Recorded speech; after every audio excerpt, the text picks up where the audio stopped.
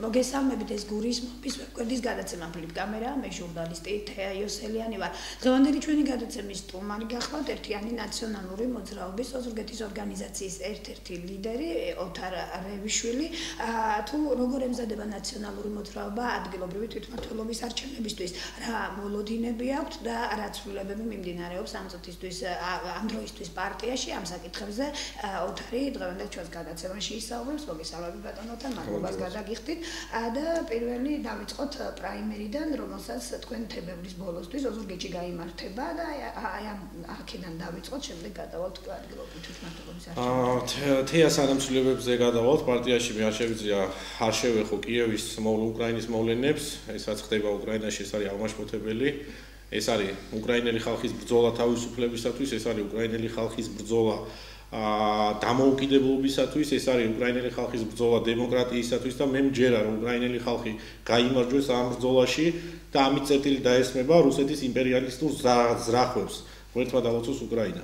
რაც შეეხება პრაიმერის, ეს არ არის ახალი თემა ჩვენს პარტიაში, ჩვენ ჯერ კიდევ საპრეზიდენტო არჩევნებზე დავნერგეთ ეგრეთ წოდებული პრაიმერისის სისტემა. თქვენ კარგად მოგეხსენებათ, ეხლა ეს სისტემა იქნება, ესე ვთქვათ, გაიშლება და ყველა თანამდებობა, რომელიც არის პარტიაში, იქნება არჩევითი. შესაბამისად, კანდიდატები, გამგებლობის, მერების კანდიდატები, თავმჯდომარე პარტიის და პოლიტსაბჭო, ეს ყველა ორგანო იქნება არჩევითი და შესაბამისად წევრებით, კანდიდატებით. და თქვენ პირადად ანუ ადგილობრივი თვითმმართველობის არჩევნები ახლოვდება, ყოველთვის საინტერესოა ხოლმე თემები არჩევნებთან დაკავშირებით. აი მაინტერესებს როგორ ემზადება ნაციონალური მოძრაობა ამ არჩევნებისთვის, რა მოლოდინებით. 25 თებერვალს ჩატარდება ოზურგეთში, ოზურგეთის პრაიმერი. 25-ში აირჩევა ორგანიზაციის თავმჯდომარე, რომელიც იქნება 2 წლით არჩეული. ჩვენ ჯერჯერობით შიდა, ესე ვთქვათ, დემოკრატიას ვაძლიერებთ. ყველა ადამიანი იქნება არჩეული პარტიის წევრების მიერ. შესაბამისად, ეს ორგანიზმი, ესე ვთქვათ, ერთიანი ნაციონალური მოძრაობა ხდება პლატფორმა ადამიანებისთვის, სადაც ადამიანებს შეუძლიათ თვითრეალიზება მოახდინოთ. ანუ ვისაც უნდა რომ ვთქვათ, კონდეს პოლიტიკური კარიერა, შეუძლია მოვიდეს ჩვენთან, გაწევრიანდეს ჩვენს ორგანიზაციაში და დააყენოს თავის კანდიდატურა ამა თუ იმ პოსტზე პარტიაში. რაც შეეხება მზადებას, კიდევ მინდა აღვნიშნო. როდესაც თქვენ რებრენდინგზე საუბრობთ, აი განახლებაზე, ახალი წევრების მიღებაზე, ანუ საინტერესო არის, აი რამდენად ბევრი ადამიანი მოგმართავთ თქვენ და აქვს სურვილი განსაკუთრებით. საკმაოდ ბევრი ადამიანი დარეგისტრირდა, ჩვენთან გაწევრიანება ხდება ონლაინ რეჟიმში, UNM.gz-ზე.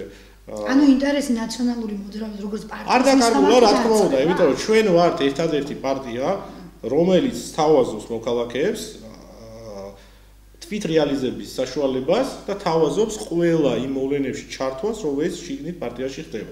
მაგრამ აქ თავი ერთი რამ არის, რომ ჩვენ ვემზადებით, ესე ვთქვათ, და ვიცავთ ყველა თამაშის წესებს, მაგრამ სამწუხაროდ ხელისუფლების მხრიდან ხდება ზეწოლები. მე შევიძლია მაგალითი მოვიყვანო, იგივე ზუგდიდის მაგალითი, რამოდენიმე დღის წინ დააკავეს ადამიანი, რომელიც უნდა ყოფილიყო თენგო გუნავოს შტაბის თავმჯდომარე, ასევე დააკავეს ხონის გამგებლის მოადგილე, თუ არ ვცდები და ედავებიან 4 წლის წინანდელ რაღაც დანაშაულს, რომელიცაც 12000 ლარის შეშა გადასცა სოციალურ დაუცველებს, ეს ადამიანი დააკავეს და ამავდროულად თინა ხიდაშენის ახლობელი ესე ვთქვათ, გამგებელი ერთ-ერთი კახეთის ერთ-ერთი რაიონის 250,000 ლარს ედავებიან და ის ესე ვთქვათ განრიდებით გამოუშვეს პროკურატურამ. ანუ ხელისუფლებიდან ხდება ზეწოლა, უკვე არის ხელის შეშლები, უკვე გვიშლია ხელს ამ რებრენდინგში, რასაც ჩვენ ვაკეთებთ, მაგრამ შესაბამისად რაც არ გლავს ჩემოთია ვაძლიერებს რა. ხო, მაგრამ საინტერესო არის ხელისუფლების მხრიდან ეს შეიძლება ითქვას, რომ არის ერთგვარი შიში ნაციონალური მოძრაობის მიწა, მაგრამ თქვენს პარტიაში ქართული ოცნება ხედავს იმ საშიშროებას. რა თქმა უნდა, ჩვენ ვართ ერთადერთი ოპოზიციური ზალა, რომელიც ერთადერთი მთავარი ოპოზიციური ზალა, რომელიც არსებობს ქვეყანაში და ჩვენ თუ ჩვენი შიში არ აქვს რა ლოგიკა არის მაშინ ჩვენ იმ წევრებზე ზეწოლა, რომელიც უნდა ყოფილიყო პარტიის თავმჯდომარეობის კანდიდატი, უნდა ყოფილიყო გამგებლობის კანდიდატი უნდა ყოფილიყო მერობის კანდიდატი, რატო ხდება მაშინ ეს?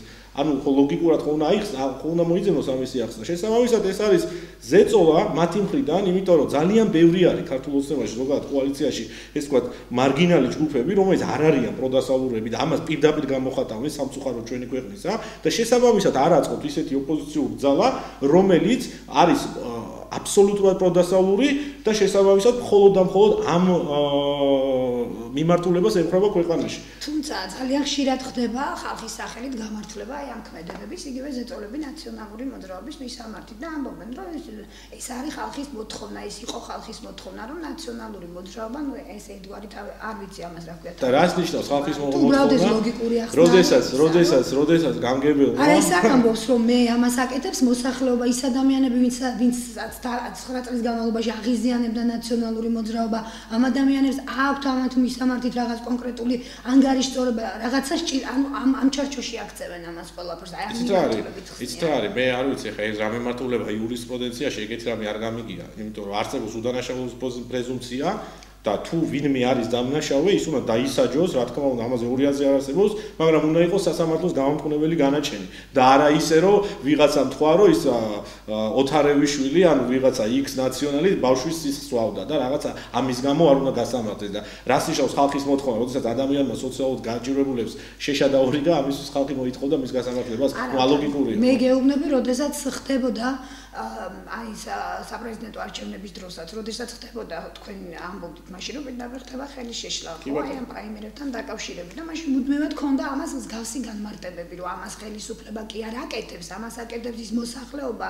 ვინცაც აღიზიანებდა ნაციონალურ. ამას აკეთებდა ჩემოთეა ძალიან კარგად ვიცი, ჩვენ შეგვიძლია ამოვიღოთ კადრები, აკეთებდნენ ეგრეთ წოდებული პოლიტპატიმრები, რომლებიც ოდიოზური ფიგურები არიან, მოდი შევთანხმდეთ ამაზე, ნაწილი მათი არის პირდაპირ ბრალდებული და დამტკიცებული აქვს ბრალი გერეუს და FSB-სთან, ესე თქვა, თანამშრომლობაზე, ასე რომ ეხა მათი გაპროტესტებას მე ვერ აღვიქვავ საზოგადოების პროტესტად. კარგი, ჩვენ იმედს ვიტოვებთ, რომ ოზურგეთში ეს ყველაფერი მშვიდობიანად ჩაივლის და აღარ იქნებათ მსგავსი პრეტენზიები.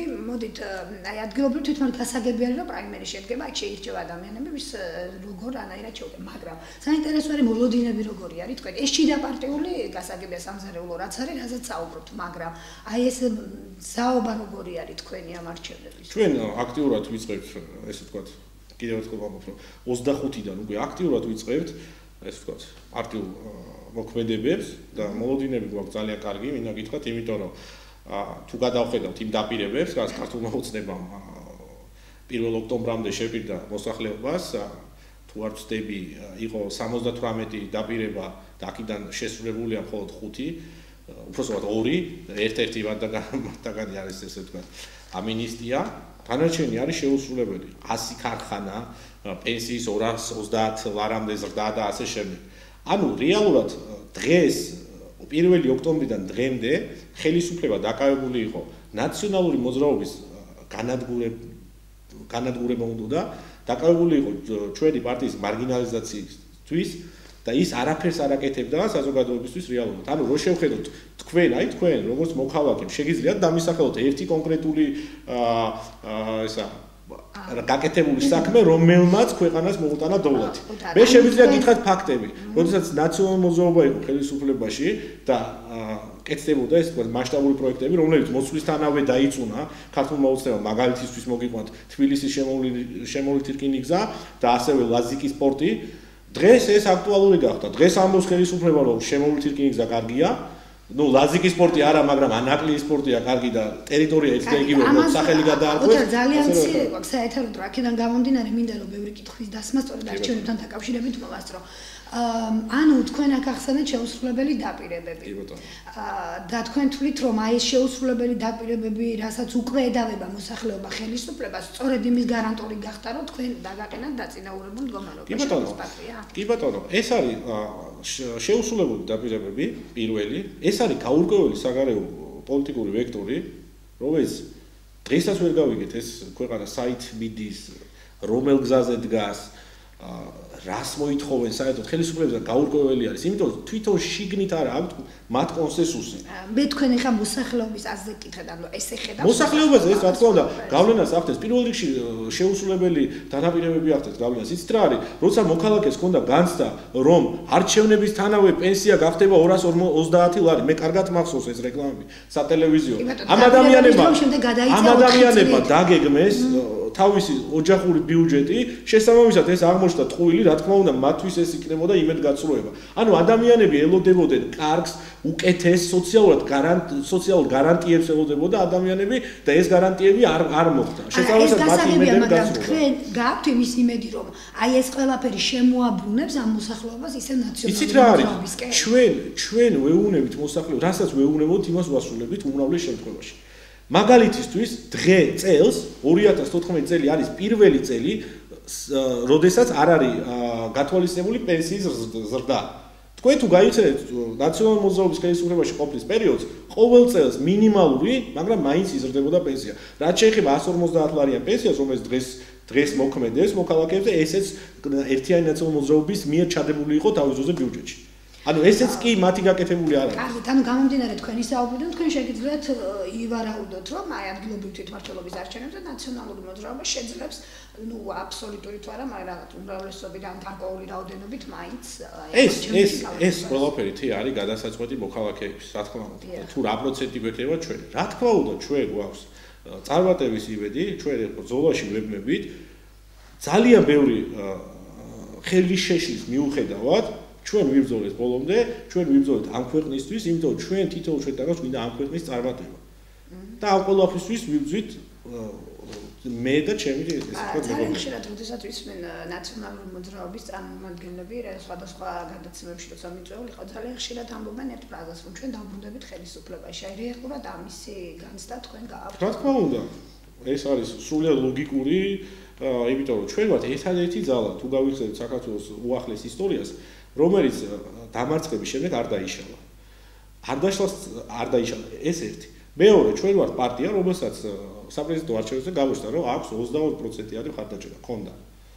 ანუ ეს იმას ნიშნავს, რომ ჩვენ ვართ პარტია, რომელსაც ყველაზე მაღალი რეიტინგი აქვს დღესდღეობით საქართველოში. კოალიციაში შემოვალ პარტიებს ერთად აქვს კი ბატონო 60%, მაგრამ ცალ-ცალკე აღებულს არც ეს, ну, გარდა ქართული ოცნებისა, ქართული ოცნების რეიტინგი ცალკე არ ვიცი, გარდა ქართული ოცნებისა, არც ეს არ აქვს ამ ყველა რეიტინგები. შესაბამისად, ჩვენ ძლიერდებით, ამიტომაც ვამბობ, ჩვენ ვიცვლით ზოგადად პარტიას სიახლეები შემოგვაქვს, ვერ გაქვს სიახლეებს და ეს სიახლეები იმიტომ ხდება, ჩემოთეა, რომ ჩვენ უკვე ხელისუფლებაში მოსვლის პერიოდში ეს ორგანიზმი იყოს კარგად აწყობილი.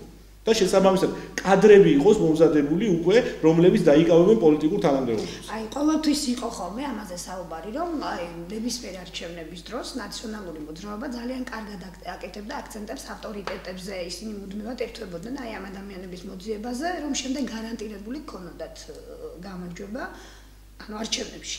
აი, ეხლა მიდგომები ამ კუთხითაც შეიცვალა თუ იმიტომ რომ თქვენ ქართული ოცნების რეიტინგი ახსენეთ და ძალიან ბევრი ადამიანი შეუძლია უპრობლემოდ პარტიული სიით მოხდეს იგივე საკრებულოში, ოღონდ ქართული ოცნების ხარ, ანუ მე პარტიის რეიტინგზე გეუბნებით თქვენ. აქედან გამომდინარე, ალბათ ამ შემთხვევაში ნაციონალურ მოძრაობას უფრო მეტი საფიქრალი გაგვთ. არა, იცით რა, მე ხა პროცენტულად ზუსტად ვერ გეტყვი ნაციონალურ მოძრაობას დღეს რა ეს აქვს რეიტინგი, იქიდან გამომდინარე რომ ახალ კვლევები ჯერ არ ჩაგვიტარებია. რაც შეეხება კანდიდატებს, კიდევ ერთხელ გიმეორებ, კანდიდატების შერჩევა მოხდება ზუსტად აი ეს არის ჩართული იქნება ყველა წევრი პარტიის ამ საქმეში ესე ვთქვათ.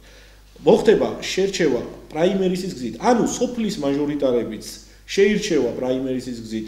სიაში ანუ თქვენ თვლით რომ ეხა დღეს ვინც არიან ეს ადამიანები ნაციონალურ მოძრაობაში, მხოლოდ ის ჭირდებათ რომ საკუთარი თავის რეალიზება მოახდინოს შიდა პარტიულ, აი რაც ხდება ეს ყველაფერი ამ პრაიმერებთან დაკავშირებით. ეს ადამიანები, ამ ადამიანები. ედობით თქვენ ამ ადამიანებს ამ კითხვას ის არ გისვევთ ისე უბრალოდ, იმიტომ რომ ეხა ძალიან კარგად დაინახა ყველამ თუ რა მოხდა აი ამ შემთხვევაში, როდესაც ნაციონალური მოძრაობისთვის ბევრი რაღაცა ბოლო პერიოდში. გასაკვირი არ არის, რომ ადამიანს უნდა ეს რაღაც პირად წარმატება. ეს აბაში გასაკვირი არაფერი არ არის. ამ შემთხვევაში დობაზეა საუბარი. დობაზე ხო ვინდა. თქვენ მუდმივად საუბრობდით მე რომ იყო ბევრი შეცდომები სწორედ აი ამ ადამიანებთან მიდგომების, ადამიანების სწორად შერჩევის გამომდინარე იქედან რომ ძალიან ბევრმა მარტივად შეიცვალა ამიტომაც ერთი ადამიანი არ შეარჩევს ამ კანდიდატებს. ამიტომაც იქნება არჩევითი. მაშინ სავარაუდოდ ერთპიროვნულად ხდებოდა, იმიტომ რომ მე ბოლო პერიოდში არ ვიცი როგორ დაკომპლექტა საკრებულო მართლა გითხრათ. იყო შეცდომები შესაძლოა, იმიტომ რომ სავარაუდოდ ერთპიროვნულად მოხდა იმ საკრებულოს დაკომპლექტება. დღეს ამიტომაც ხდება ამ ადამიანების არჩევა, ესე ვთქვათ, თვითონ შიგნით პარტიის წიაღიდან, რომ შემდეგ ესეთი შეკითხვები არ გაჩნდეს, რომ იქ ვიღაცა ერთპიროვნულად გადაწყვიტა, ზევიდან ქვევით არის მმართველობა. პირიქით, დღეს ამ პარტიის ერთიანი ნაციონალური მოძრაობის მმართველობა იქნება ქვევიდან ზევით და არა პირიქით. კარგი და ბოლო კითხვა მინდა დაგისვათ, აი პირადად თქვენ ოთარ რევიშვილს, აი რა ისი სურვილი გაქვთ ყველაზე მეტად, რომელ ესე უხეშად რო ვთქვათ, რომელ თანამდებობას? თანამდებობაზე ვერ გეტყვი, ხა მე შიდა პარტიულ პრაიმერიში ვაპირებ მონაწილეობას, პირდაპირ მინდა პოლიტიკური საბჭოს წევრობა, ოზურგეთის პოლიტიკურ საბჭოს გულისხმობ და ვაპირებ აქტიურად ჩავერთო თვითმმართველობის არჩევნებში.